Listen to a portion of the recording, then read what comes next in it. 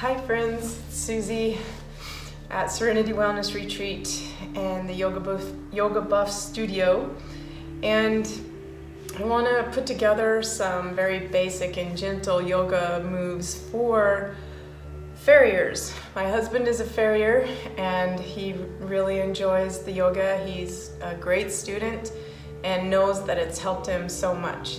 He was in the 2018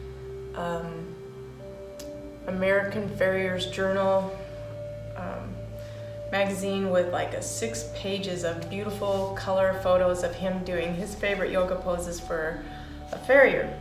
And I'm going to show you how to safely get into those poses, which is what you really want to practice the most, is form. Good form before you go deep into a stretch. You want everything lined up. Was the first thing I would like to stress. And I should be saying some sort of a disclosure that I'm not a doctor, and maybe you should go ask your doctor before you do this.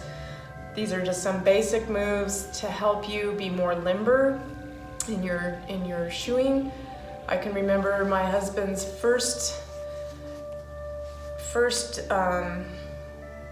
week, maybe it was his second week of doing yoga. He dropped a nail, I think, out of his mouth, and he reached while he still was holding on to the horse's hoof and in chair pose. So he was already like this, and I don't know what happened to the nail or something, but he reached really far, got it, and went and then he sort of just realized what he did, and he looked up at me and he said, "Did you see that?" So anyway, he knows that he couldn't have done that without yoga at that moment. That's when he had his, aha, this works. And I had that same moment when I first started doing yoga. I bent over to pick up a piece of dog food. My business is a dog kennel. And so that's when I'll show you what I did. After years of bending over to pick something up like this, I went like this. And I was like, what was that?